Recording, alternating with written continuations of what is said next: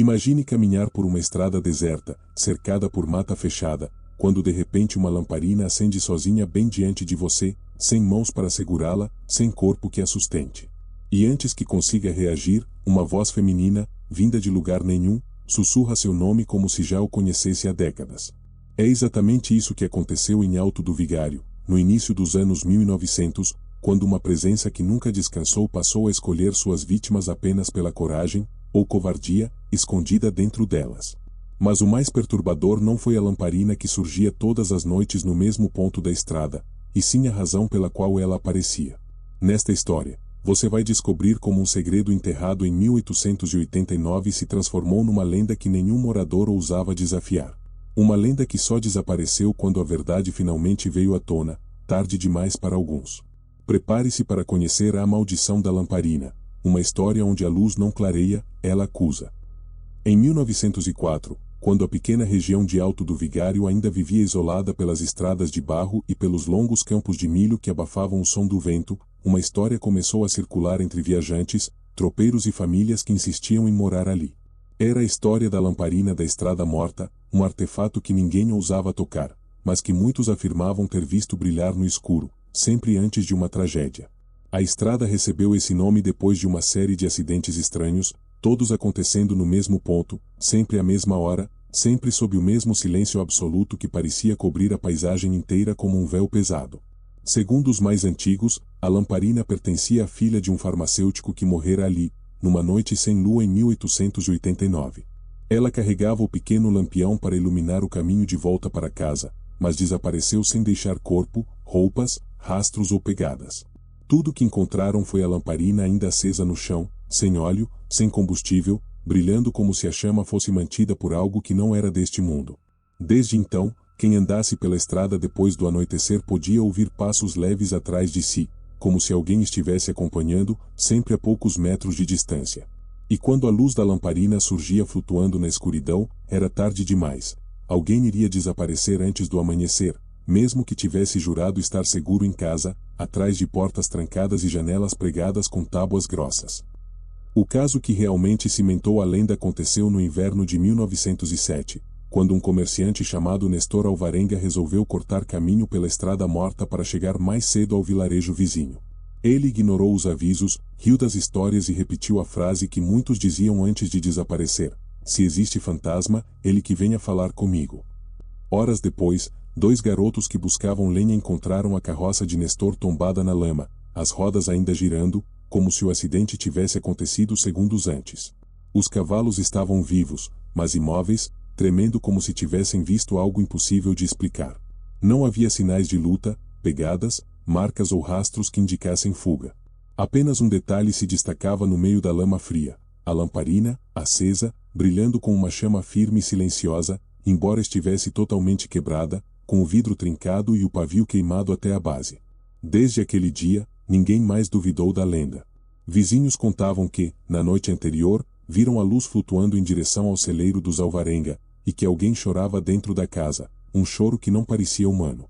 Passou-se apenas uma semana até outra tragédia. A esposa de Nestor, que nunca ousava sair à noite, foi encontrada na varanda, sentada e imóvel, segurando uma lamparina apagada.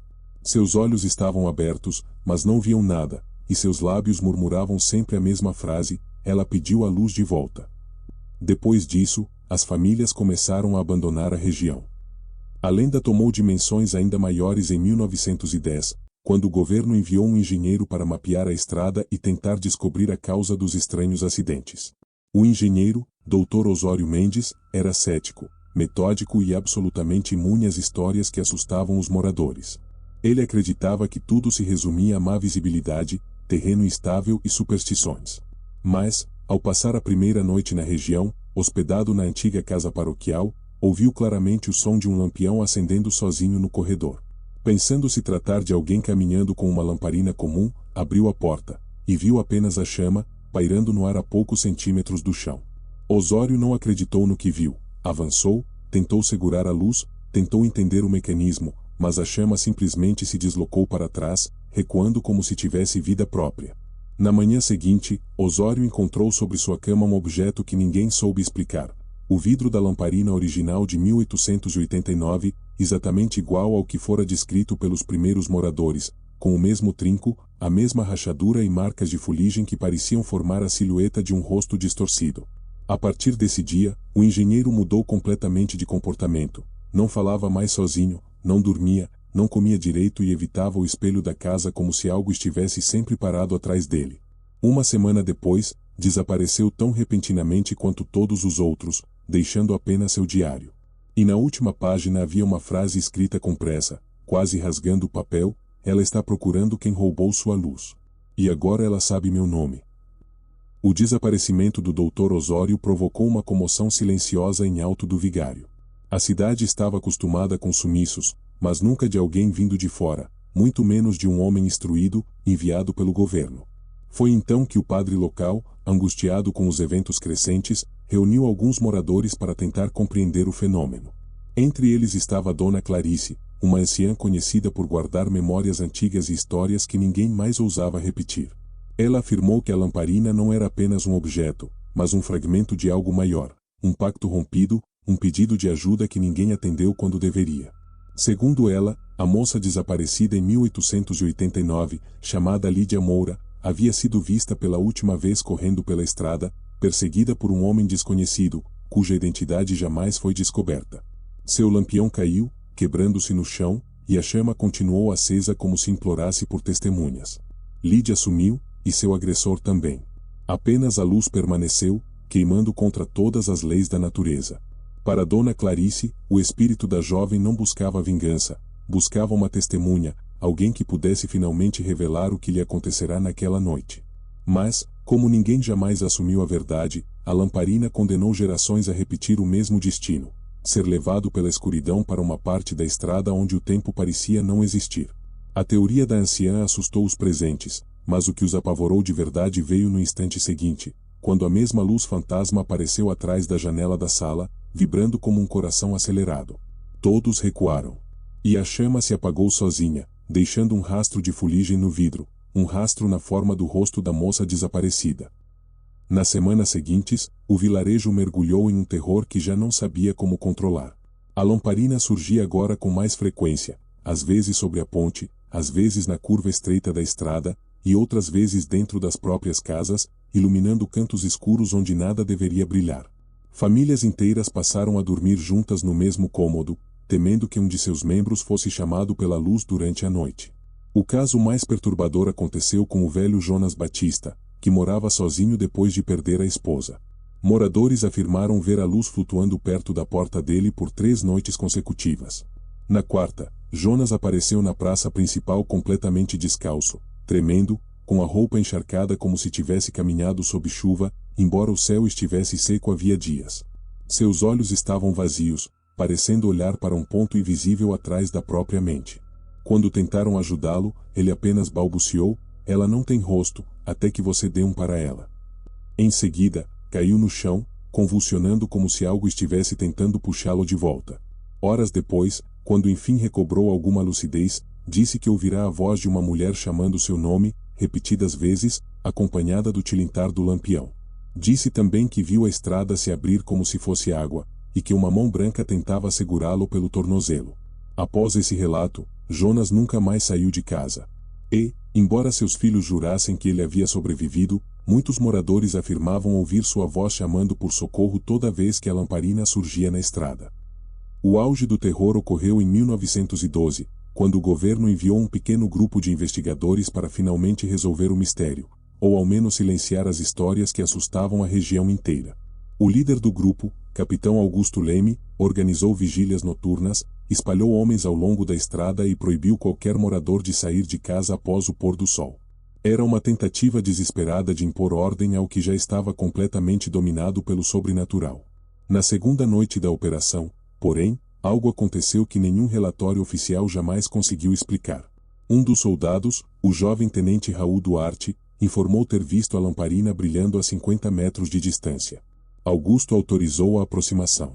Os homens caminharam lentamente, cercando a luz, tentando capturá-la, mas a chama recuava, conduzindo-os por um caminho que não existia no mapa. Quando perceberam, estavam diante de um trecho da estrada que parecia mais antigo, como se tivesse sido preservado por décadas sem ser tocado por tempestades, erosão ou marcas de carroça. No centro, a lamparina pousou no chão. E atrás dela, materializou-se uma figura feminina feita de neblina, com longos cabelos negros flutuando como se estivessem submersos. Era o espírito de Lídia. E ela chorava. Chorava sem fazer som algum. Os soldados entraram em pânico, mas o capitão Augusto permaneceu imóvel, encarando a aparição, e foi então que a moça levantou o rosto. Seu semblante parecia procurar algo, ou alguém. Em seguida, apontou para o próprio peito e depois para o capitão, como se dissesse, foi ele. A partir desse instante, tudo se transformou em caos. O gesto da aparição deixou o capitão Augusto completamente paralisado. Seus homens observaram, confusos, sem compreender por que aquela entidade do passado o acusaria de algo tão impossível. Mas, para Augusto, aquilo não era impossível. Era um segredo que ele havia enterrado no fundo da consciência, acreditando que jamais ressurgiria. Antes de servir ao governo, ele fora capataz de uma comitiva que passará por Alto do Vigário em 1889, justamente na noite em que Lídia desaparecera. Ele nunca tivera coragem de admitir que vira a jovem correndo pela beira da estrada, pedindo ajuda, enquanto era perseguida por um visitante desconhecido hospedado na mesma comitiva. Augusto não a ajudou. Fingiu não ouvir seus gritos, temendo se meter em confusão. E quando o agressor retornou sozinho, dizendo que ela havia fugido para o mato, Augusto simplesmente aceitou e seguiu viagem. Agora, diante do espírito que buscará testemunha por décadas, o peso da omissão esmagava sua alma como uma corrente enferrujada. Os soldados perceberam a mudança em seu semblante, mas antes que pudessem questioná-lo, a lamparina começou a tremer no chão, emitindo um zumbido estridente que vibrava como 1000 asas batendo ao mesmo tempo. A figura de Lídia avançou alguns passos, e o ambiente ao redor escureceu repentinamente, como se a noite tivesse engolido a própria noite. O ar ficou pesado, frio, quase impossível de respirar. E então a estrada se transformou, o chão rachou, abrindo fendas luminosas, revelando uma espécie de corredor feito de sombras líquidas que puxavam tudo para baixo. Os soldados tentaram recuar, mas seus pés pareciam presos ao solo por uma força invisível. E Lídia apenas observava, com lágrimas de luz escorrendo pelo rosto indefinido, aguardando a confissão que nunca chegará. A lamparina finalmente se ergueu no ar e posicionou-se acima da cabeça do capitão Augusto, como uma sentença prestes a ser cumprida.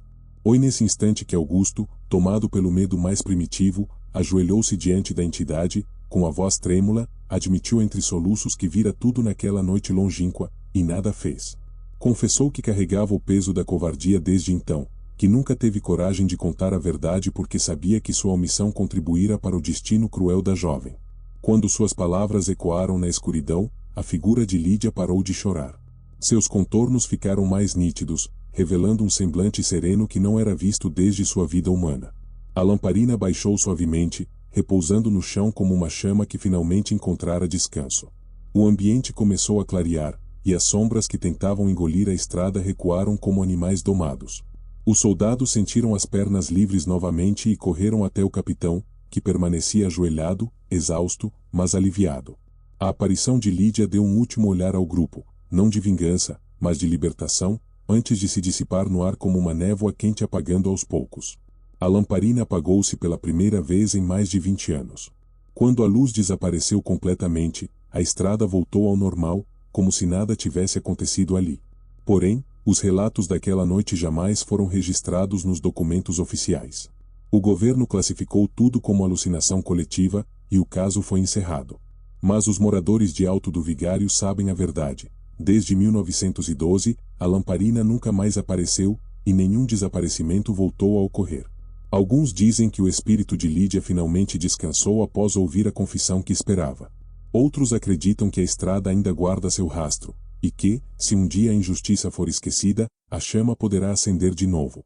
Mas, até hoje, quem passa por aquele trecho jura sentir um calor leve na noite fria, como o último suspiro de uma lamparina que, enfim, não precisava mais iluminar o caminho para a dor. E assim, quando a lamparina finalmente se apagou, a estrada voltou ao silêncio, mas um silêncio que nunca mais foi o mesmo. O capitão Augusto revelou a verdade, mas o peso da culpa continuou pairando como uma névoa sobre Alto do Vigário, lembrando cada morador de que o passado sempre encontra um jeito de cobrar o que foi escondido. Talvez por isso, quem passa por ali ainda sente um calor leve, como se uma chama invisível acompanhasse cada passo. Um aviso? Uma promessa? Ou apenas a marca de algo que se recusou a ser esquecido? A resposta é você quem decide.